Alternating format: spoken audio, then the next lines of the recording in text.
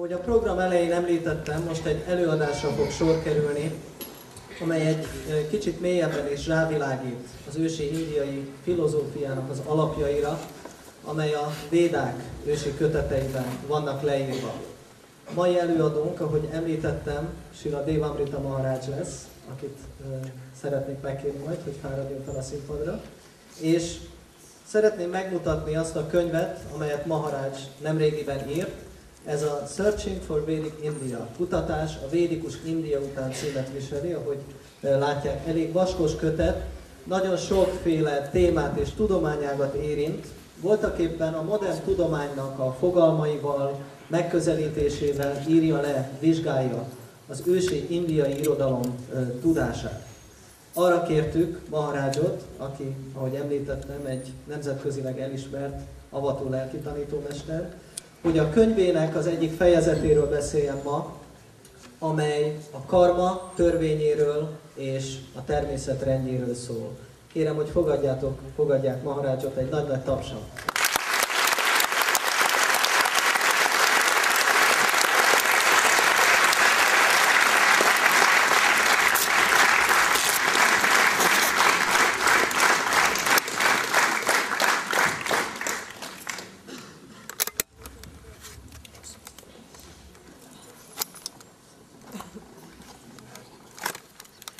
Emotional scene for me to see so many of you here tonight. Nagyon emocionális jelenet, hogy ilyen sokakat látok most mai este. I first came to Hungary in 1978. 1978-ban jártam először Magyarországon. When I was 28, do programs at people's houses and apartments. Programokat tartottunk emberek otthonában és lakásaiban. The last time I was in Hungary was before this visit was 1985. Mikor ezelőtt utoljára Magyarországon jártam, az 1985-ben volt. I was speaking at a house in Zagreb. És egy egri, vagyis egy szegedi házban beszéltem. I was saying the same things I'm going to tell you now. És ugyanazokat a dolgokat mondtam el, amelyeket most is el fogok önöknek mondani. While I was speaking, I looked out the front window and saw 6 police cars coming. És akkor, amikor kinéztem magam előtt az ablakon, akkor azt láttam, hogy 6 rendőrautó közeledik. And they stopped, and the police started coming into the house. És megálltak, és a rendőrség kezdett bejönni a házba. So there was only one thing for me to do. I went to the back window and jumped out.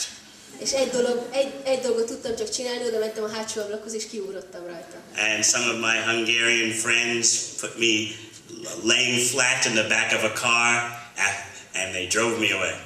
És a magyar barátaim azok mondták, hogy feküdjek le a kocsinak a hátsó ülésén, és akkor elhajtottak velem. So that was the last time I was in Hungary until 3 days ago. Ez volt az utolsó alkalom, hogy egészen 3 nappal ezelőtt utoljára Magyarországon jártam. Things are a little different now. Dolgok egy kicsit megváltoztak azóta. I don't have to search around for any windows to escape. És már nem kell itt kutatnom, hogy hol vannak az ablakok, ahol elmenekülhetek. So I see many things have changed, but I also see that some things have not changed. Látom, hogy nagyon sok minden megváltozott, de azt is látom, hogy vannak olyan dolgok, amik meg nem változtak meg. I see that there is hope for economic prosperity. Látom, hogy van remény a gazdasági kibontakozásra. And I see there is some religious sentiment here and there. És azt is látom, hogy itt-ott van némi vallásos érzelem. But I don't see any dedication to spiritual knowledge. De nem látom, hogy lenne elkötelezettség a lelki tudás iránt. And that worries me. És ez aggaszt engem. Because this country has such potential for grasping what is the real responsibility of the human form of life. Mert ebben az országban olyan sok lehetőség van arra, hogy az emberek azok fölfogják, hogy az emberi létnek mi az igazi felelőssége. In other words, the people are not yet free. Más szóval az emberek még nem szabadok. Economic development and religious sentiment does not free you. A gazdasági fejlődés és a vallási érzelmek azok még nem szabadítanak föl bennünket. If we truly want to be free and independent, we must understand the law of karma. Hogyha valóban szabadok és függetlenek akarunk lenni, akkor meg kell értenünk a karma törvényeit. Every action has a reaction. not only in this life, but our previous births also.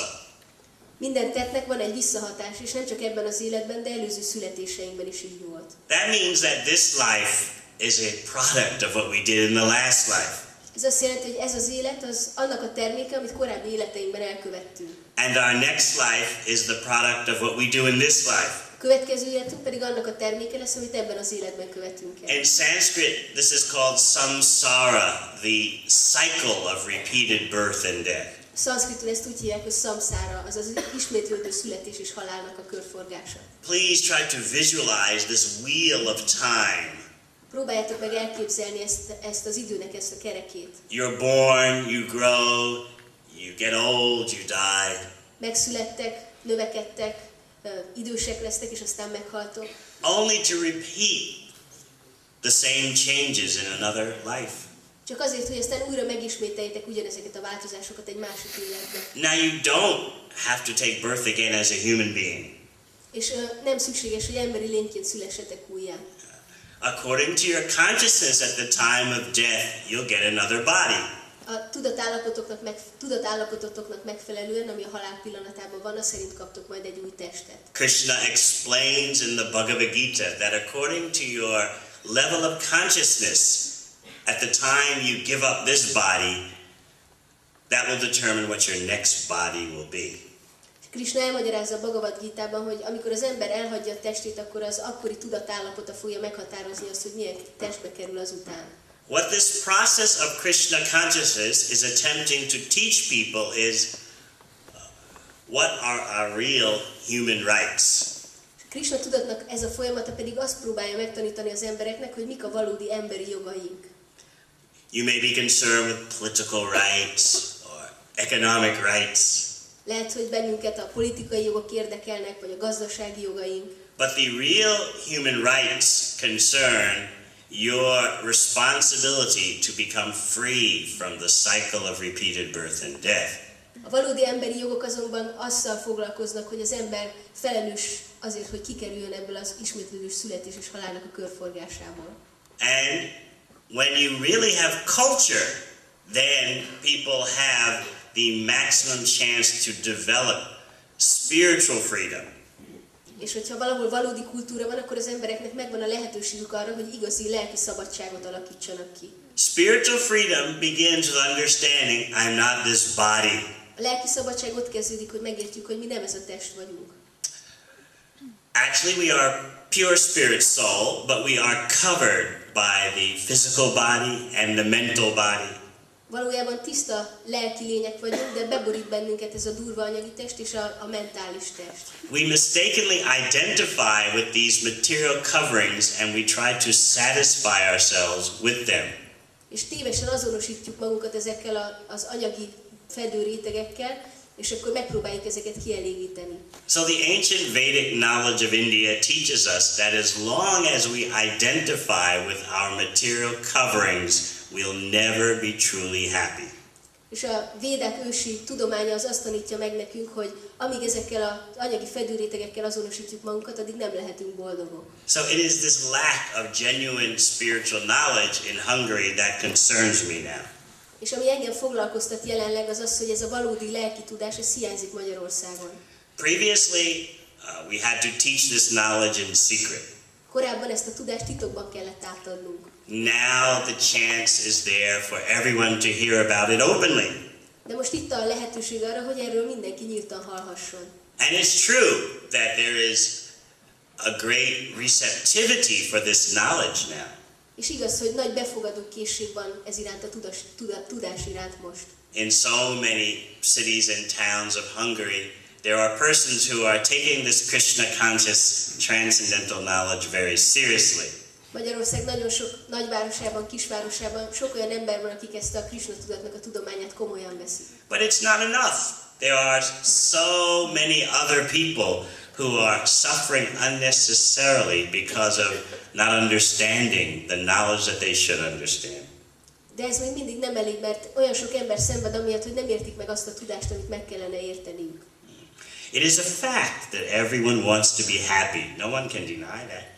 Tény, hogy mindenki boldog szeretne lenni, ezt senki se tagadhatja. No one wants distress, although distress is always coming.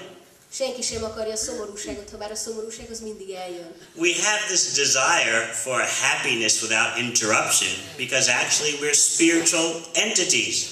Van ez a vágyunk az örök megszakítatlan boldogságra, mert valójában mi lelki élőlények vagyunk. How else can you explain that we have this thirst for unending happiness even though our bodies and this world are ruled by time? Másképpen hogyan magyarázhatnánk ezt a szomorúságot, ezt a vágyat a vége érhetetlen boldogság után, holott a testünk az állandóan lerombolódik az idő hatására. Anytime that something is under the influence of time, then you have a problem. Hogyha valami az időnek a befolyása alatt áll, akkor mindig ott van valamilyen probléma. Because time spoils all our attempts for happiness. Mert az idő az mindig meghiúsítja az összes boldogságra tett kísérletünket. So real culture, real civilization teaches us how to be free from the grip of time. Az igazi civilizáció, az igazi kultúra arra tanít meg bennünket, hogy hogyan szabaduljunk meg az idő szorításából. Materialistic life is like an infection. Az anyagi élet az olyan, mint egy fertőzés. You feel so many unnecessary desires when you have this infected condition of life. Amikor az ember ezt a fertőzött élet állapotban van, vagy létállapotban van, akkor annyiféle szükségtelen anyagi vágyat támad. And then in our madness, we think that these infected desires are natural. És akkor őrületünkben azt gondoljuk, hogy ezek a fertőzött vágyak, ezek természetesek. Oh, everyone's doing like this. Mindenki ugyanezt csinálja. Everyone wants these things. Mindenki ezeket a dolgokat akarja. It must be the way life is. Akkor biztos, hogy az élet az ilyen. And parents hand this illusion down to their children. És a szülők azok átadják ezt az illúziót a gyerekeiknek. This is the real inheritance that the parents give. Ez az igazi örökség, amit a szülők átadnak. You are the body. Try to satisfy your senses. Te ez a test vagy, próbáld kielégíteni az érzékeidet. Try to get more bodily pleasure than we got in our life. Próbálj meg még több testi élvezetet szerezni, mint amit mi tudtunk szerezni az életünkben. Then we'll be proud of you. És akkor büszkék leszünk rá. And if you get some reputation, if you get some fame, that's even better. És hogyha hírnevet szerzel magadnak, híres leszel, akkor még sokkal jobb. Of course, this illusion is not simply the problem of Hungary. Persze ez az illúzió, ez nem csak Magyarországnak a problémája. I've been on every continent of the world except Antarctica, and I see the same disease. Az Antarktiszon kívül a világ összes földrészen jártam, és ugyanezt a betegséget tapasztaltam mindenütt. As long as we are determined to act without genuine knowledge of the self, then our efforts must become frustrated. Amíg nem határozzuk el, hogy a valódi tudás birtokában cselekszünk, addig az összes kísérletünk kudarcot fog vallani. Each human being has the responsibility to understand, what am I? Am I matter or am I spirit? Az összes emberi lénynek ott van az a felelősség, hogy meg kell, hogy értse, hogy vajon anyag vagyok, vagy lélek vagyok. Unless we understand what we are, how can we act with intelligence? Hogyha nem értjük meg, hogy kik vagyunk, akkor hogyan tudunk intelligensen cselekedni? But how many of you have been to a school where the teacher says, before you can go any further in life, before you can advance in education, you must know who you are? Hányszor hallottuk ezt már az iskolában, hogy a tanár azt mondta nekünk, hogy mielőtt előre tudnál jutni az életbe, vagy mielőtt valami helyzetet elérsz az életbe, először meg kell tudnod, hogy ki vagy te. Of course, many people, when I ask them this question, who are you? They just say, who am I? I'm me. Sokszor, amikor föltettem embereknek ezt a kérdést, hogy ki vagy te, akkor visszakérdez, hogy ki vagyok én? Hát én vagyok. That doesn't answer the question. De ez nem válaszolja meg a kérdést. Or if I say, where did you come from? What do they say? Vagy hogyha megkérdezem, hogy honnan jöttetek, akkor mit válaszolnak? I came from my mother and father. Ugye anyámtól és az anyámtól származom. That doesn't answer the question. Ez szintén nem válaszolja meg a kérdést. The whole world is caught in this kind of ignorance. Az egész világ az ennek a tudatlanságnak a hálójában van. I have an aunt, and she is the number 2 person in the New York City school system. Van egy nagynéném, aki a New York iskolarendszernek a második számú embere. She's responsible for 2 million students. 2 millió diákért felelős. So I asked her one day, where do you come from? És akkor egy nap megkérdeztem tőle, hogy te honnan származol? And she gave me the answer. I come from my mother and father. És akkor ezt a választ adta nekem, hogy anyámtól és apámtól származol. So if the educators think like this, you can understand what the students think. Hogyha az oktatók így gondolkoznak, akkor megérthetjük, hogy a diákok is így gondolkoznak. I left New York City several decades ago. Now I'm a citizen of New Zealand, Mert több évtizede elköltöztem New Yorkból, most már Új-Zélandban lakom, known as one of the natural paradises of the world. amit úgy ismernek, hogy ez a világnak az egyik természetes paradicsoma. Such a beautiful looking country. Olyan gyönyörű ország, Pure air, pure water. tiszta levegő, tiszta víz. The population is half of Hungary's size. A népesség az fele Magyarország lakosságának, And there's natural beauty everywhere. és mindenütt természeti szépségek vannak. But New Zealand has the highest teenage suicide rate in the world. De Új-Zélandban a legmagasabb a tínédzserek közötti öngyilkosságnak az aránya. It's so quiet, it's so beautiful that the teenagers feel there's nowhere to hide from themselves. Ez olyan gyönyörű, olyan természetes, hogy a 10 évesek egyszerűen úgy érzik, hogy nincs módjuk arra, hogy elrejtőzzenek saját maguk elől. They don't know who they are. They can't become absorbed in big city illusions, so they're just left with themselves. Nem tudják, hogy kicsodák, nem tudnak elmerülni ebbe a nagyvárosi illúzióba, és akkor egyszerűen csak ott maradnak saját maguknak. And the horror of not knowing what is the meaning of life drives them to suicide. És annak a borzalma, hogy nem tudják, hogy mi az életnek az értelme, az öngyilkosságra készteti őket.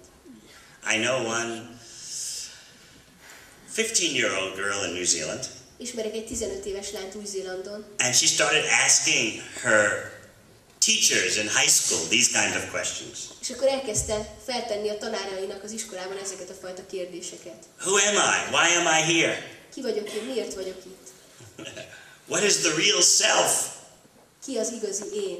Why am I in this world? Miért vagyok ebben a világban? And you know what her teachers told her? És tudjátok, hogy a tanárai mit mondtak neki? You're asking questions like this because you're a teenager. Azért teszel föl ilyen kérdéseket, mert 10 éves vagy. When you become mature, when you become an adult, you'll understand. You don't ask questions like this. Amikor majd érett leszel, amikor felnőtt leszel, akkor majd megérted, hogy ilyen kérdéseket nem kérdezünk. So all over the world, we find this dense darkness of ignorance. A világon mindenütt ezt a tudatlanság, ezt a sűrű sötétségét találjuk. Because people lack a genuine understanding of their identity, they are forced to commit so many foolish activities. Mert az emberek azok nincsenek tudatában a valódi önazonosságuknak, és ezért rá vannak kényszerítve, hogy annyi ostoba tettet elkövessenek. They think, well, let me do what makes my senses feel good. That should be the best thing. Hadd csináljam azt, amitől az érzékeim jól érzik magukat, és biztos, hogy ez lesz a legjobb dolog. I need money and I need some good entertainment. Szükségem van pénzre, szükségem van jó szórakozásra. That's all I want from life. Csak ennyit akarok az élettől. And if, while satisfying my senses, I can do some little good for somebody else, oh, that's okay too. És hogyha miközben kielégítem az érzékeimet, tudok tenni valami jót mások érdekében, és akkor az szintén nagyon jó. And you expect that there'll be world peace with this kind of mentality? És azt várjátok, hogy ezzel a mentalitással a világbéke az fönnmaradhat? There cannot be social peace or world peace until people have the knowledge so that they can have a peaceful self. Nem lehet addig világbéke, vagy nem lehet addig társadalmi béke, amíg az emberek nem értik meg az igazi valójukat. Sometimes I give classes to the university audiences about how to cope with stress. Néha tartok előadást egyetemi diákoknak arról, hogy hogyan birkózzunk meg a stresszel. It used to be that only business persons were stressed out. Régebben az volt a szokás, hogy csak az üzletemberek voltak ilyen túlterheltek a stressz miatt. Now university students are also stressed out. De most már az egyetemi diákok is, vagy az egyetemisták is ilyen stresszesek. Everyone is worried. What will be my place in the new economy? Will I have a good job? Mindenki aggódik, hogy mi lesz a helyem majd az új gazdaságban, lesz-e vajon munkám. So how do I explain coping with stress? És akkor hogyan magyarázom el, hogy kell megbirkózni a stresszel? I explain that you can deal with stress on 3 levels. És akkor elmagyarázom neki, hogy a stresszel 3 szinten lehet foglalkozni. the superficial level, the intermediate level, and the deepest level. Felszínes szinten, közepes szinten és a legmélyebb szinten. The superficial level means, oh, I should live out in the country, or I should do deep breathing exercises. Felszínes szint azt jelenti, hogy az ember azt gondolja, hogy vidékre kellene költöznöm, vagy ilyen légző gyakorlatokat kellene végeznem. I should have some time for just sitting quietly. Időt kell szakítanom arra, hogy csak nyugodtan üldögéljek. I should listen to some soft relaxation music. Hallgatnom kell ilyen lágy, relaxáló zenét. I should work less hours. Kevesebb időt kellene dolgoznom.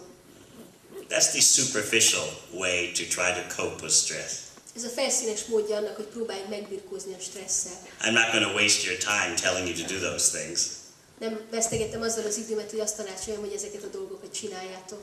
And then we can go to the intermediate level for dealing with stress. És akkor áttérhetünk a középszintre, amin meg lehet birkózni a stresszel. In the ancient Vedic knowledge of India, there is the history of a 5-year-old transcendentalist. India ősi védikus tudásában van egy történet egy 5 éves transzcendentalistáról. Transcendentalist means someone who knows how to live free from the laws of nature. Transzcendentalista azt jelenti, aki tudja, hogy hogyan élhet a természet törvényeitől szabadon. The laws of nature are forcing us to take birth and die. The laws of nature are forcing the limitations of time upon us. A természet törvényei kényszerítenek bennünket arra, hogy megszülessünk és aztán meghalljunk, és a természet törvényei kényszerítik ránk az időnek az erejét is. But this 5-year-old boy named Prahlad knew how to rise above the laws of nature and connect to the supreme spiritual source, Krishna. De ez az 5 éves transzcendentalista Prahlad, ő tudta, hogy hogyan emelkedjen fölül a természet törvényein, és hogyan kapcsolja össze magát a legfelsőbb lénnyel, az Istenség legfelsőbb személyiségével, Krishnával. But this 5-year-old boy had a big problem. De ennek az 5 éves kisfiúnak volt egy nagy problémája, This is described in the ancient Vedic knowledge. amelyet ez az ősi védikus tudás leír. His father was a king 10 times as ferocious as Stalin. Az apja egy király volt, aki 10-szer olyan vérengző volt, mint Sztálin. And his father was determined that the boy would follow in his footsteps. És az apa az eltökélte, hogy a fiúnak az ő nyomdokait kell követnie. So one day, the father took the son on his lap, as fathers are prone to do when they're feeling affectionate. És egy nap az apa zölébe vette a kisfiát, ahogy az apák hajlamosak ezt tenni szeretetből. And he hugged his son, Megölelte a kisfiát, rubbing his head. megsimogatta a fejét. Said, "My dear boy, please tell me what you think the best thing is that you're studying in school." És akkor mondta neki, hogy drága fiam, meséld el nekem, hogy mi az a dolog, amit szerinted a legjobb, amit az iskolában tanultál. Obviously, the father didn't expect to hear anything very profound from a 5-year-old boy. Az apa természetesen nem számított arra, hogy bármiféle mélységes dolgot hall majd egy 5 éves kisfiútól. But what his son said shocked him. De amit a fia mondott, az megdöbbentette. His son replied, "My dear father, O best of the demons." A fia így válaszolt neki, hogy kedves apám, ó, démonok legjobbika. His father didn't mind being called that. His father was proud of his demoniac terror. Az apja az nem bánta, hogy így nevezte a fia, mert büszke volt a démonikus borzalmas tetteire. It's not that such people don't exist. Nem arról van szó, hogy ilyen emberek többé már nem léteznek. As long as the materialistic mentality pervades the world, you'll find that everyone has a little bit of this terroristic attitude in them. Olyan arányban, ahogy ez az anyagi életfelfogás átadja a világot, olyan mértékben találunk embereket, akik ugyanilyen terrorba tartják a többieket. For example, recently the knowledge has come out that one of Saddam Hussein's hobbies is to wear a cowboy hat and then watch movies of the people he's tortured. Például nemrégiben pattant ki ez a hír, hogy Saddam Husseinnek van egy olyan szokása, hogy cowboy kalapban ül a tévé előtt, és akkor olyan filmeket néz, amik olyan emberekről szólnak, akiket ő kínozott meg. So this 5-year-old boy, his father was 10 times as bad. És ennek az 5 éves kisfiúnak az apja 10-szer ilyen rossz volt. So he didn't mind when his son said, "Oh, best of the demons." Úgyhogy ő nem is bánta, amikor a fiú úgy nevezte őt, hogy ó, démonok He legjobb. got a kind of pride from it. Yes, that's me. Hanem inkább büszke volt, hogy igen, rólam van szó. You're understanding very nicely, my dear boy. Nagyon jól megértetted a dolgokat, kedves fiam. But then what does his son say? De akkor mit mondott neki a fia? Let me tell you the best thing I've learned in school. Hadd mondjam meg neked a legjobb dolgot, amit az iskolában tanultam. I have learned that anyone with a material body must always be in anxiety. Azt tanultam, hogy mindenki, akinek anyagi teste van, az biztos, hogy aggódik valami miatt. Anyone who identifies with the body as the self must always be severely stressed out. Mindenki, aki azonosítja magát ezzel a testi énnel, az biztos, hogy valamilyen stressz nehezedik rá. Because their intelligence is infected by an illusion. Mert az intelligenciájukat megfertőzte egy illúzió. That illusion is, I am this body of matter and I can please myself by enjoying matter. És ez az illúzió az, hogy én azonos vagyok ezzel az anyagi testtel, és én tudom élvezni ezt az anyagot. There can be no real freedom until we deal with this disease. És addig nem lehet szó igazi szabadságról, amíg nem tudunk bánni ezzel a betegséggel. So then the 5-year-old boy gave his father some advice. És akkor ez az 5 éves kisfiú, ez tanácsot adott az apjának. This boy named Prahlad said, Father, I think you ought to immediately stop all your materialistic activities and begin the process of Krishna consciousness bhakti yoga. És akkor ez a Prahlad nevű fiú azt mondta az apjának, hogy apám, hagyd abba az összes materialista tetteidet, és kezd el a Krishna tudatnak a folyamatát, a bhakti jogának a folyamatát. His father was shocked. Apja az teljesen ledöbbent. He immediately demanded to know, who has taught my son this nonsense? És akkor azonnal megkérdezte, hogy ki tanította ezt az ostobaságot a fiamnak. He called for the boy's teachers. Behívatta a fiú tanárait. I've sent my boy to you for education. Elküldtem hozzátok a fiamat, hogy tanítsátok. I had confidence that you would train him up to be a proper materialist.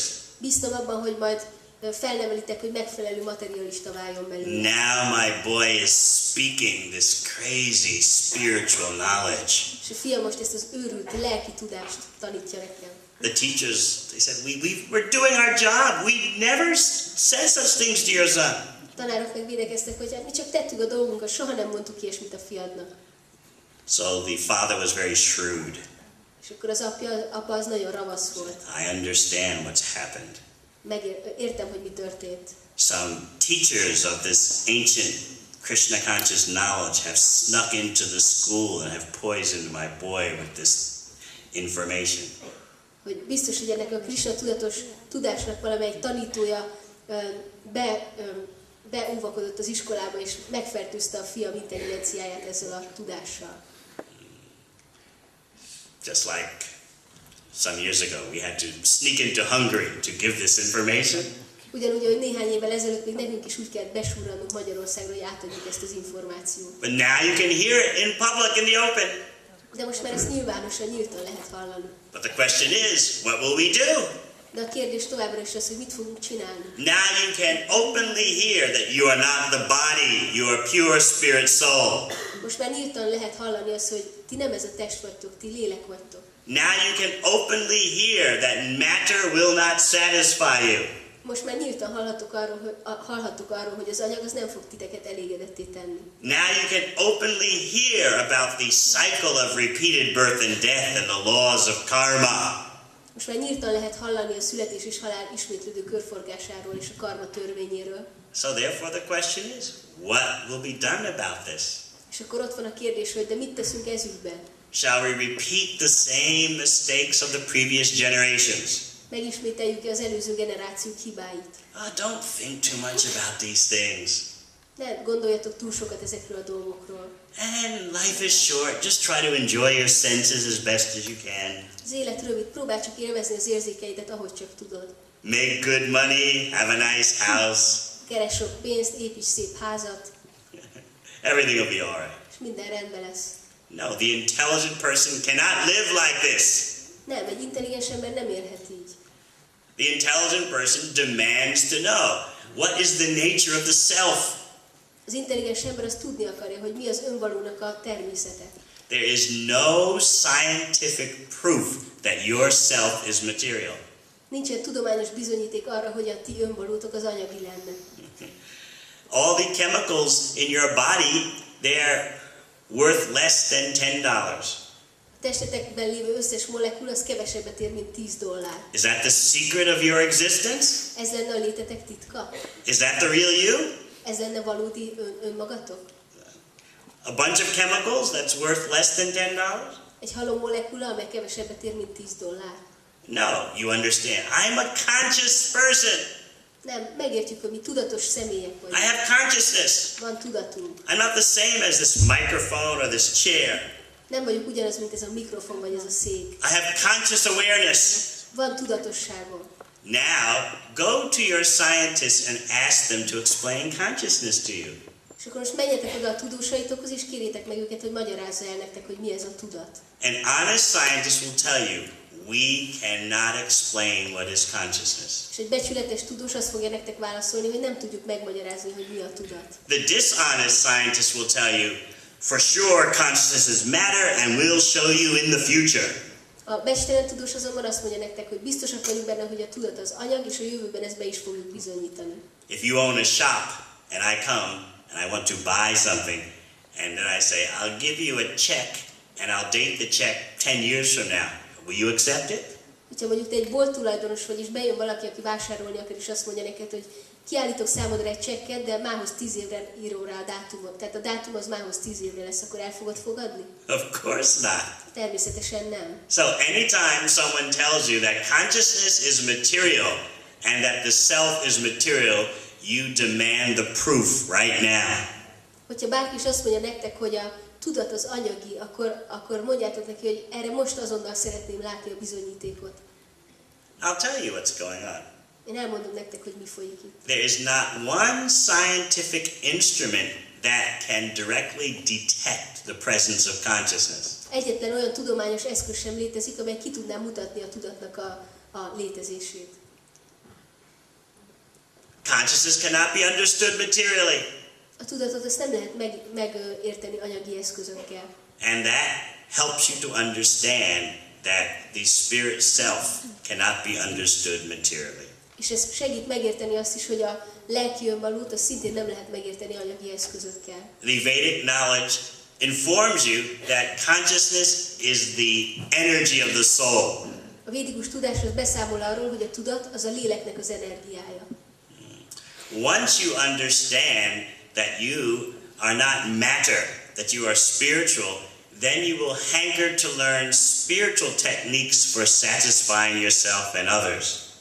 Amint megérted azt, hogy te nem anyag vagy, hanem lélek, akkor vágyni fogsz arra, hogy megtanulj olyan lelki technikákat, amellyel elégedettet tudod tenni saját magadat és másokat is. Then there can be genuine freedom and genuine pleasure. És akkor elérhetjük majd a valódi szabadságot és a valódi boldogságot. So let's go to the deepest level of how to cope with stress.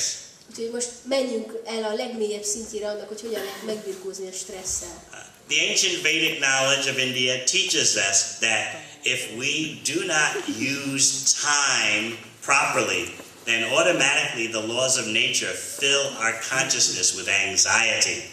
India ősi védikus tudása azt tanítja nekünk, hogy ha az időt nem megfelelően használjuk, akkor a természet törvényei azok mindenképpen arra késztetnek bennünket, hogy állandóan aggódjunk. In illusion, we think time belongs to us and we can do what we like with it.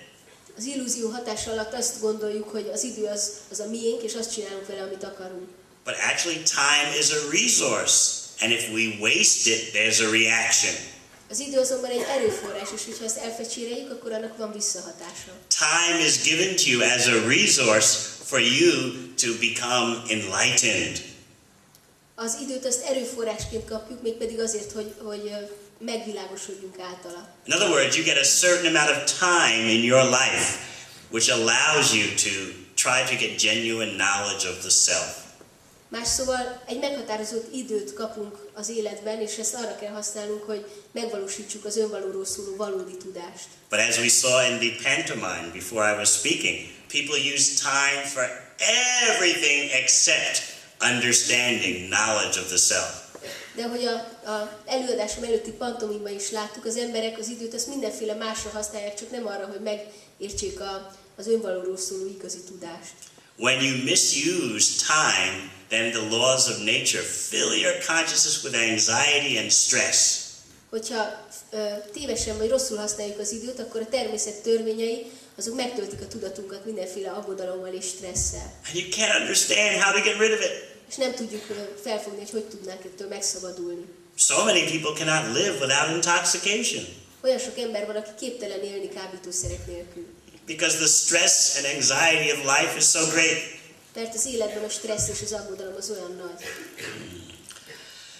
Not only do you make the mistake in this life, but then you repeat it in the next life and the next life and the next life. Nem csak ebben az életben követjük el a hibát, hanem aztán megismételjük azt a következő életünkben, aztán az azt követőben is, és az azt követőben is. And you've repeated the mistake in so many previous lives.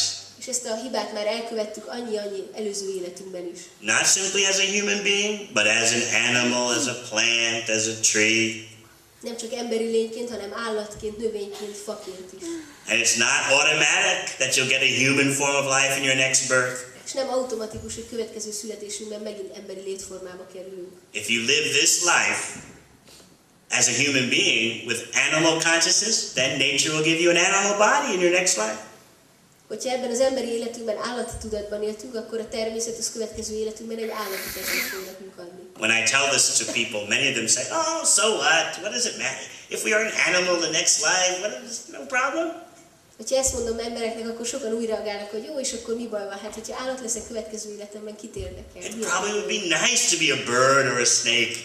Biztos, hogy szép dolog, vagy jó dolog lehet madárnak, vagy kígyónak lenni. Hopefully you don't think like that. De remélem, hogy ti nem így gondolkoztok. Because to become an animal and lose the valuable gift of human consciousness is the greatest disaster. Mert hogyha az ember állat lesz, és elveszíti az emberi tudatnak az ajándékát, akkor az a legnagyobb katasztrófa. So this is how the laws of nature work. És így működnek a természet törvényei. Human life is a very serious responsibility. Az emberi élet az egy nagyon komoly felelősség. You must complete the mission of having a human body by understanding spiritual knowledge. Be kell teljesítenünk annak a küldetését, hogy emberi testtel rendelkezünk, úgyhogy lelki tudásra törekszünk. Now it's nice to have some religious sentiment. Nagyon szép, hogy az emberben vannak vallási It érzelmek. is nice to believe in God, Nagyon szép, hogy az ember hisz Istenben. but that is only the beginning. De ez csak a kezdet. You have to go beyond sentiment and actually get knowledge of who you are. Felül kell emelkednünk az érzelmeken, és tudást kell szereznünk arról, hogy ténylegesen kik vagyunk. Are you the body? Are you the mind? What are you? A test vagytok? Az elme vagytok? Kik vagytok? And once you understand what you are, you have to understand what you're part of. És amint megérted, hogy ki vagy, akkor utána meg kell értened azt is, hogy minek a része vagy. So it's just the beginning of spiritual knowledge to understand your spiritual or non-material identity. Tehát a lelki tudásnak az még csak a kezdete, hogy megértjük, hogy nem anyagi létünk van, hanem lelki önvaló. Once you understand your spiritual identity, then the next step is to understand the supreme spiritual reality that you're part of. Miután az ember megértette a lelki önazonosságát, akkor a következő lépés az, hogy megérti azt a lelki lét, aminek ő a része. For example, your bodily identification is that you're a citizen of Hungary. Például a testi önazonosításunknak a része az, hogy azt gondoljuk, szóval, hogy azt gondoljuk magunkról, hogy mi Magyarország polgárai vagyunk. All of you will say, we are Hungarians. Mindannyian azt mondjátok, hogy magyarok vagyunk. But that's just a label on your clothes. De ez csak egy címke a ruhátokon. It doesn't refer to your real identity. Ez nem a valódi önazonosságotokra vonatkozik. The soul is neither Hungarian or American or from New Zealand or whatever. A lélek az se nem magyar, se nem amerikai, se nem új-zélandi, se nem semmi ilyesféle. So just like you can say, I am Hungarian, so I am part of the Hungarian nation, similarly you should say that you are spirit soul, part of the supreme soul. És ugyanúgy, hogy azt mondjuk, hogy mi magyarok vagyunk, és része vagyunk a magyar nemzetnek, ugyanúgy azt kellene mondanunk, hogy mi lelki lények vagyunk, és része vagyunk a legfelsőbb léleknek. So beyond religious sentiment, the highest spiritual knowledge is to understand the relationship between the individual soul and the Supreme Soul, Krishna.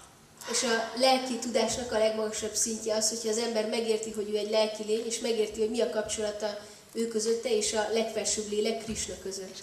Once you have that understanding and learn to act as spirit soul, then you can become free from the laws of nature. Amint ezt megértjük, és megtanulunk lélekként cselekedni, akkor felszabadulunk a természet törvényei alól. The laws of material nature are ruining your happiness Az anyagi természet törvényei azok elpusztítják a boldogságunkat. because time spoils everything. Mert az idő az mindent tönkretesz. You must become old. Az embernek öregnek kell, All öregnek your- kell válnia. All your experiences must become stale. Minden élményünk, minden tapasztalatunk az így megkeseredik. This is the effect of the laws of nature. Ez a természet törvényeinek a hatása. And then everything you do has a reaction. És aztán minden tettünknek van valami visszahatása. No one has an innocent childhood. Senkinek nincs ártatlan gyermekkora. Sometimes you may wonder, why do disasters happen to little children? Néha az ember így elgondolkozik azon, hogy miért történnek katasztrófák kisgyerekekkel. Recently in New Zealand, there was a 3-year-old boy who had bone marrow cancer. Nemrégiben Új-Zélandban volt egy 3 éves kisfiú, akinek csontvelőrákja volt.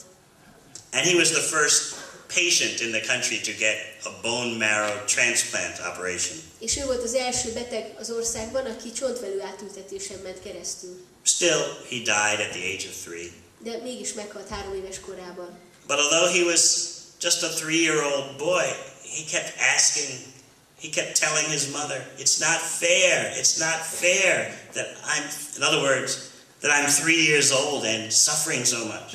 De még akkor is, hogyha csak 3 éves volt, mindig mondta az édesanyánk, hogy ez nem igazság. Más szóval azt próbálta mondani, hogy nem igazság, hogy ő 3 éves, és mégis ennyit kell szenvednie. And the mother said she didn't know what to tell the boy. És akkor az anya azt mondta, hogy nem tudta, hogy mit válaszoljon a kisfiának. She was simply happy when he died because she felt at least he's out of suffering now. És örült, amikor meghalt, mert azt mondta, hogy legalább most már többet nem kell szenvednie. So she buried him in a yellow casket along with his favorite dinosaur toy. És akkor egy sárga, ilyen kis koporsóba temette el a kedvenc dinoszaurusz játékaival. This is irresponsible parenthood. Ez egy ilyen felelőtlen szülőség. If you're going to be a mother or father, you must have the knowledge to teach your children so they can conquer the cycle of repeated birth and death. Hogyha az ember szülővé, apává vagy anyává válik, akkor rendelkeznie kell azzal a tudással, hogy elmondhassa a gyerekének azt, hogy hogyan kell kikerülni az ismétlődő születés és halál körforgásából. This is real human culture, real civilization. Ez a valódi emberi kultúra, ez az igazi emberi civilizáció. The Vedic knowledge of India teaches you, don't be a mother, don't be a father, don't be a teacher unless you have the knowledge to teach your dependent for how to avoid repeated birth and death. A ősi védikus szentírások azok azt tanítják, hogy az emberből ne legyen apa, ne legyen anyja vagy tanár, hogyha nem rendelkezik azzal a tudással, hogy megtaníthassa az alárendeltjeinek azt, hogy hogyan kell kikerülni az ismétlődő születés és halál körforgásából. For mothers and fathers, this is real birth control. Az apák és anyák számára ez az igazi születésszabályozás. If I cannot raise a child to become enlightened, then I won't have children. Hogyha nem tudok fölnevelni egy gyereket úgy, hogy az megvilágosodásra tegyen szert, akkor inkább ne legyenek gyerekeim. That is the best kind of birth control. Ez a legjobb fajta születésszabályozás. Why should I bring a child into this world just to add to the ignorance that's already here? Miért hozzak be egy gyereket ebbe a világba, csak azért, hogy hozzáadjak a már úgyis létező hatalmas tudatlansághoz valamit? So this 3-year-old boy, he was always saying, it's not fair, it's not fair. És ez a kis 3 éves kisfiú mindig mondta, hogy ez nem igazság. And his mother didn't know what to say. És az anyja pedig nem tudott neki válaszolni. She should have known that there's no innocent childhood. Tudnia kellett volna, hogy nem létezik olyan dolog, hogy ártatlan gyermekkor. According to our activities in the past life, we'll experience reactions in this present life. a múltbeli tetteinek megfelelően fogunk tapasztalni visszahatásokat ebben a jelenlegi életünkben. So, if you've done very bad activities in your past life, then you experience bad results in this life, even at such a young age of 3. És hogyha az ember rossz tetteket követett el előző életében, akkor rossz visszahatásokat fog tapasztalni a jelenlegi életében, még akkor is, hogyha csak 3 éves. The laws of nature are completely fair. A természet törvényei azok teljesen igazságosak. So if we want to actually benefit people, we should try to give them this knowledge of Krishna consciousness. Hogyha valóban az embereknek a hasznát vagy a javát akarjuk, akkor át kell nekünk adni ennek a Krishna tudatnak a tudását. Then they'll know how to act in such a way that future suffering is avoided.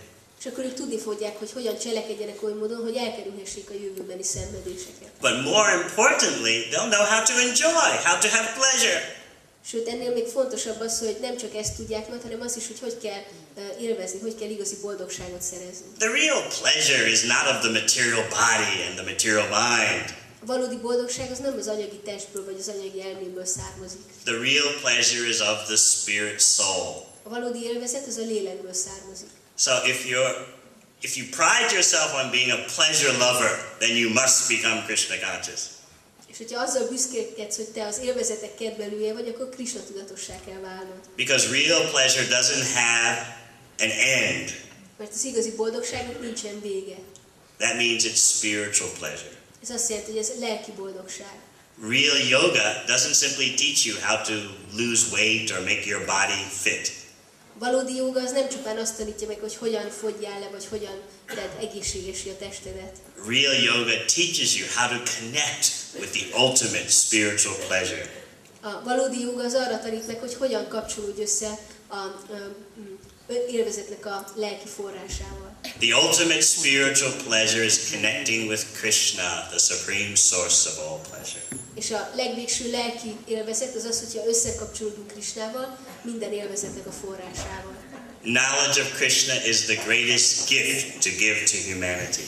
A Krishnáról szóló tudás az a legnagyobb ajándék, amit átadhatunk az emberiségnek. Then there is real freedom. És akkor van valódi szabadság. Then there is real happiness. Akkor van valódi boldogság. So if you have any questions, we can answer them. Hogyha vannak kérdéseitek, akkor válaszolni fogunk rájuk.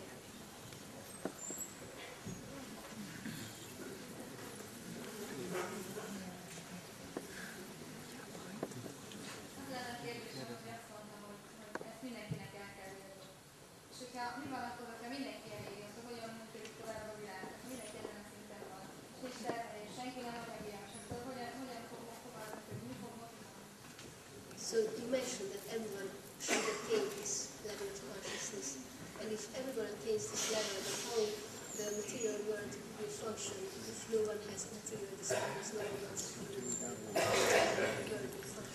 Don't worry, there'll always be enough persons who want to stay in ignorance. Ne aggódj, mindig lesznek elegen, akik tudatlanságban akarnak majd maradni. But don't you be among them. De te ne tartozz közéjük.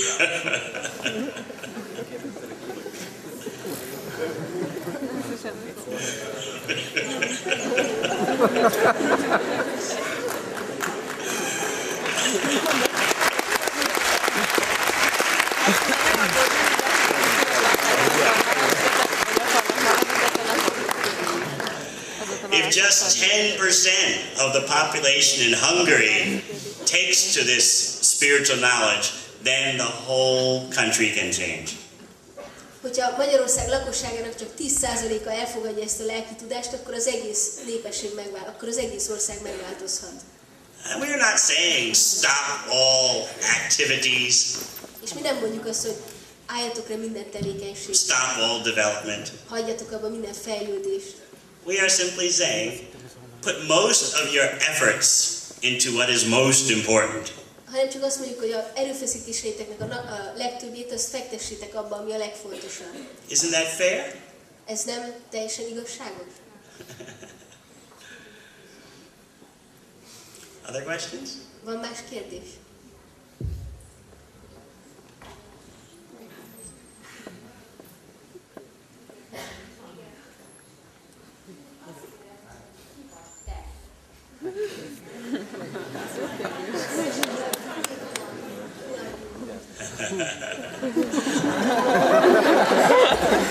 I'm me. Én vagyok. And I come from my mother and father. Anyától és apától származom.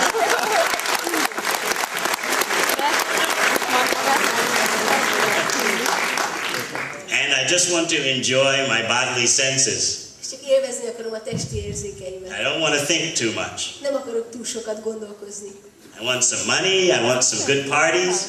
Szeretnék pénzt, szeretnék jó bulikat. If you give me some fame, that's also good. És hogyha egy kis hírnevet is kapok, akkor annál jobb. And then I want to die a painless death. És szeretnék ilyen fájdalommentes halállal meghalni. And what happens after that? No, who cares? És mi történik a halál után? Kit érdekel? If there's a heaven, I'll probably go there because I think I'm a nice person. Ha létezik mennyország, akkor valószínűleg oda kerülök, mert jó ember vagyok. If not, well, I had some good times while I was living. Ha meg nem, hát akkor legalább élveztem azt, amíg itt éltem. Isn't that how most people think? Nem így gondolkozik a legtöbb ember? But how do you think? How do I think? Hogy én hogy gondolkozom? Would you like to think like I think? Szeretnél úgy gondolkozni, hogy én gondolkozom? Yes? Okay. When you take up the techniques of Krishna consciousness, especially chanting the Hare Krishna mantra, Amikor elkezded gyakorolni a Krishna tudatnak a technikáit, különösen a Hare Krishna mantrának az éneklését, the first thing you experience is that your material desires decrease. az első dolog, amit tapasztalni fogsz, az az, hogy az anyagi vágyaid azok csökkenni fognak. And naturally you get relief from that. És emiatt természetesen egy megkönnyebbülést Just tapasztalsz. like when you've had a fever and then you feel the fever go down. Ugyanúgy, mint ahogy mondjuk lázas voltál, és akkor érzed, hogy kezd lemenni a lázad. There's relief. Akkor megkönnyebbülsz.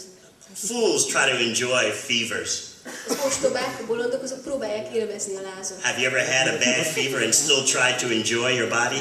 Volt már olyan, hogy ilyen nagyon cudarlázad volt, és mégis próbáltad élvezni a testedet? Huh?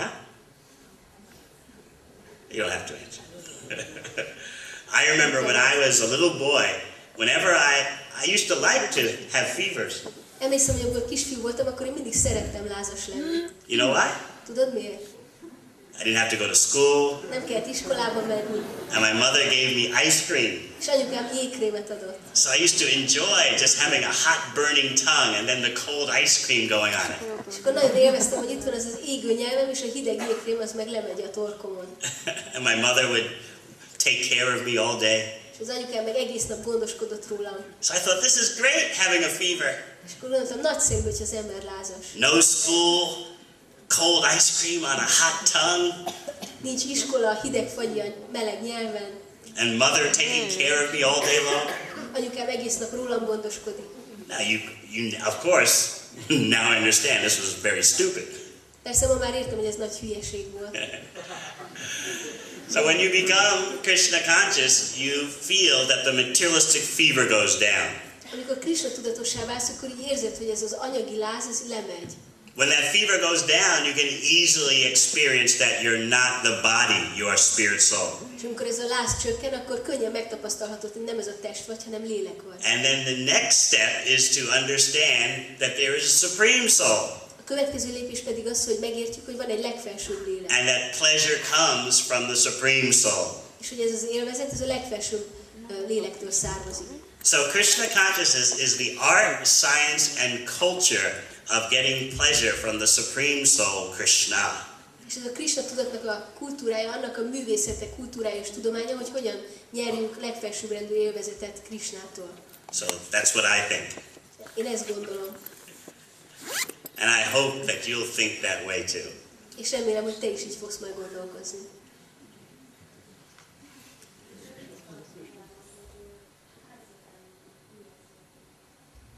And what do you think, how many times you will have to give birth again?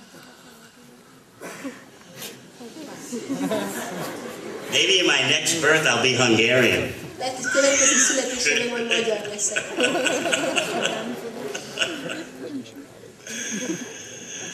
No, seriously. Komolyra fordítva a szót, You can take birth again just for the purpose of teaching others Krishna consciousness, then that's not an ordinary birth. Az ember megszülethet csak azért is, hogy másoknak megtanítsa a Krishna tudatot, és akkor ez nem egy közönséges újjászületés. I'll tell you something interesting. Most mondok neked valami érdekeset. When I was a 5-year-old boy, I kept having strange dreams. Amikor 5 éves kisfiú voltam, akkor állandóan ilyen furcsa álmaim voltak. I was dreaming that I was going to some cities in Eastern Europe and that I would come through the air and land on the ground and the people would be so desperate for hearing something. Állandóan azt álmodtam, hogy Kelet-Európába utazom repülővel, és akkor így landolok a földön, és az emberek meg olyan kétségbe esetten próbálnak tőlem valami tudást hallani. I remember those dreams because I couldn't understand what they were referring to. Azért jegyeztem meg ezeket az álmokat, mert fogalmam sem volt róluk, hogy mit jelenthetnek. Never did I know that at the age of 28 I would be teaching this knowledge underground in East Germany, Poland, Czechoslovakia, Hungary. Fogalmam sem volt róla, hogy 28 éves koromban majd ezt a tudást így titokban fogom tanítani Csehszlovákiában, Magyarországon, Lengyelországban. So if I take birth again, I want it only to be for the purpose of teaching this knowledge. Hogyha valaha is újra meg kell születnem, akkor azt szeretném, hogy csak azért szülessek meg, hogy ezt a tudást taníthassam másoknak. I wouldn't want to waste any time trying to enjoy this temporary body. Nem szeretnék időt pazarolni, vagy fecsérelni arra, hogy megpróbáljam élvezni ezt az átmeneti testet. But then again, if Krishna desires, if the Supreme Consciousness desires, then at the time of death, the devotee of Krishna can go directly to the spiritual world. De hogyha Krishna, a legfelsőbb tudat úgy akarja, akkor Krishnának a baktája az elmehet a halál pillanatában, visszatérhet a lelki világba. The material world is for those with material bodies. Az anyagi világ azoknak való, akiknek anyagi testük van. Such persons are ruled by time and they're under the laws of nature. Az ilyen embereket az idő irányítja, és a természet törvényeinek a hatalma. So just like there's a world for people with material bodies, there's also a world for those who have their original spiritual body, the soul. És ugyanúgy, ahogy van egy világ azoknak, akik anyagi testtel rendelkeznek, van egy világ azok számára is, akik rendelkeznek az eredeti lelki testükkel. Whether I go to the spiritual world or I take birth again just to give people this Krishna conscious knowledge, it's the same thing. És az, hogy most visszamegyek ebbe a lelki világba, vagy pedig megszületek újra ebben az anyagi világban, de csak azért, hogy átadjam az embereknek ezt a Krishna tudatos tudást, az valójában ugyanaz a kettő. So that's what I think. Én ezt gondolom. Anything else? Valami más? Mi a fontosabb, az a lélek vagy az emberi tudat? Mert ugye a lelke az állatoknak is van, de emberi tudata csak az embernek. Mi a fontosabb? A lélek vagy a tudat? Igen. So the question is, what is more important, the spirit soul or the consciousness? Because soul, the end is also consciousness. So No, every living entity has consciousness, but according to the type of body, the consciousness manifests. nem, minden élőlénynek van tudata, csak az anyagi testétől függően nyilvánul meg ez a tudat benne. You're right to understand that all creatures have souls. Abban igazad van, hogy megérted, hogy minden teremtménynek van lelke. Therefore, I'm sure then you don't eat meat, És épp ezért biztos vagyok benne, hogy nem eszel húst. because you know that the animals have souls. Mert tudod, hogy az állatoknak is van lelke. And you don't want the karmic reaction from slaughtering animals and eating them. És nem akarod azokat a karmikus visszahatásokat, amik azért járnak, hogyha meggyilkolsz állatokat, és akkor megölöd, vagy megeszed őket. There are so many crazy wars because of reaction to animal slaughter. Azért van ennyi őrült háború, mert ez visszahatás azért a sok állatnak a lemészárlásáért. If your society slaughters animals, then the laws of nature arrange for the society to be slaughtered. Hogyha a társadalom az állatokat mészárol le, akkor a természet törvényei elrendezik, hogy ez a társadalom is le legyen mészárolva. Because yes, the animals have souls. Mert igen, az állatoknak is van lelkük. And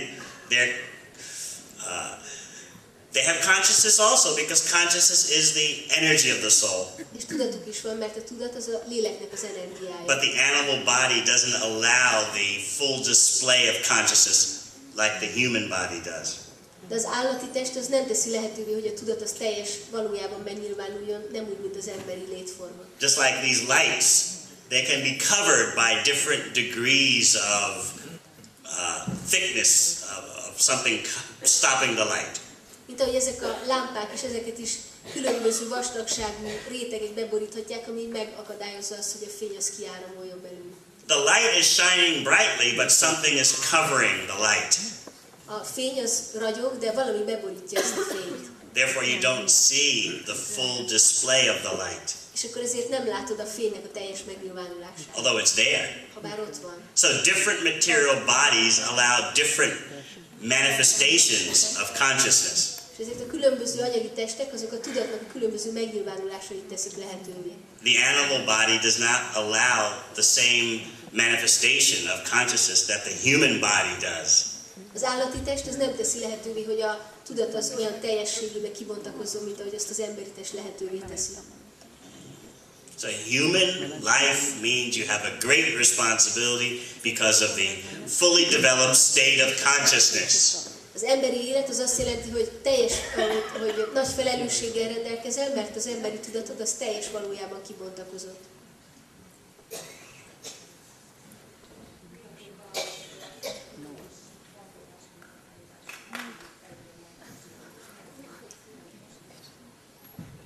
What's the cause for us not being able to immediately realize the teachings of creation through the scriptures and come to kind of enhance this process? When you say it in Hungarian. A kérdés az volt, hogy mi az oka annak, hogy nem tudjuk azonnal megvalósítani a védikus szentírásoknak a tanításait, és hogy hogyan lehet fölgyorsítani azt, hogy ezeket minél hamarabb megérthessük. The problem is that there is no real culture. A probléma az, hogy nincsen valódi kultúra. Real culture means that people receive the inspiration and impetus to understand who they are. Az igazi kultúra az azt jelenti, hogy az emberek lelkesek arra, inspiráltak arra, és késztetve vannak arra, hogy megértsék, hogy ők kicsodák. But this impetus is not coming from the family, it's not coming from the schools, it's not coming from society. De ez a késztetés, ez nem jön se a családtól, se az iskolától, se a társadalomtól. People are raised in ignorance Az embereket tudatlanságban nevelik föl. and told to be happy in that way. És akkor azt tanítják nekik, hogy legyenek így boldogok.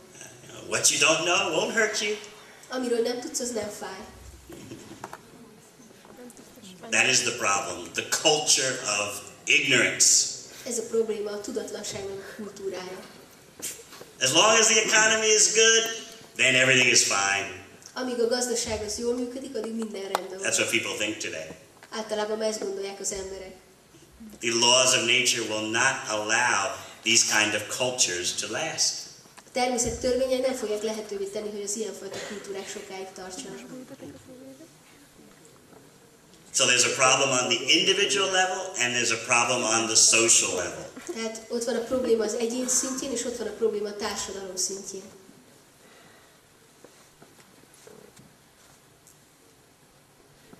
You have changed from socialism to some kind of capitalism, but the same problem is there. Szóval az államrendet ezt megváltoztattátok szocializmusról valami fajta kapitalizmusra, de ugyanazok a problémák továbbra is ott vannak. Identification with the body as the self. Azonosítjuk magunkat a testünkkel, mint a saját önvalónkkal. And ignorance of our non-spiritual identity. És tudatlanságban vagyunk a lelki önazonosságunkat illetően. And ignorance of the supreme spirit soul. És tudatlanságban vagyunk a legfelsőbb lélekről is.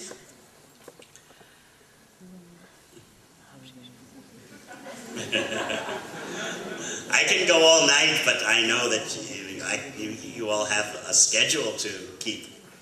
Tudnám egész este is így folytatni, de tudom, hogy mindenkinek van egy napi rendje, amihez tartania kell magát. For me, it's such a pleasure to be able to speak like this in the open. Számomra ez akkora örömet jelent, hogy így nyíltan tudok beszélni ezekről a dolgokról. When I first came to Hungary this time, 3 days ago, it was very special for me. Amikor 3 nappal ezelőtt megérkeztem Magyarországra, az nagyon különleges érzés volt. I was still looking around to see if someone was following me. Mindig így körbenéztem magam körül, hogy nem követte valaki. Every time I would see a police car, I would... Amíg megkülöntöttem egy rendőrautót, így összerezem. Now I'm starting to relax. De most már kezdek lazítani.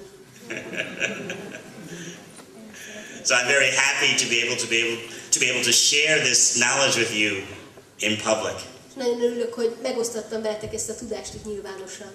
And in the past 10 years, our Krishna consciousness mission in Hungary has grown so extraordinarily. Az elmúlt 10 évben a Krishna tudatos missziónk olyan nagyon nagy mértékben növekedett Magyarországon. There are hundreds of practitioners of Krishna consciousness everywhere. Mindenütt több 100 Krishna tudatos gyakorló van. So this is all very wonderful for me to see. És ez számomra nagyon csodálatos, hogy ezt láthatom. So I will never forget the experience of speaking to 500 of you all. És soha nem fogom elfelejteni azt az élményt, hogy 500-atok előtt beszélhettem.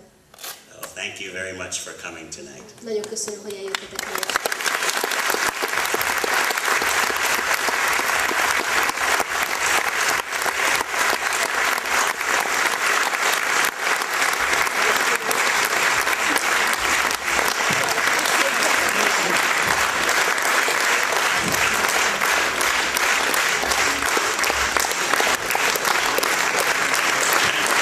Köszönjük szépen Marráknak az előadást, és nagyon szépen köszönjük mindannyiótoknak, hogy eljöttetek, meghallgattátok a programot, részt vettetek a beszélgetésben, és búcsúzóul annyit szeretnék mondani, hogy kint a folyosókon elfogyaszthatjátok azokat az ételeket, amiket hoztunk, hogy kultúrának ezt az arculatát is megismerhessétek.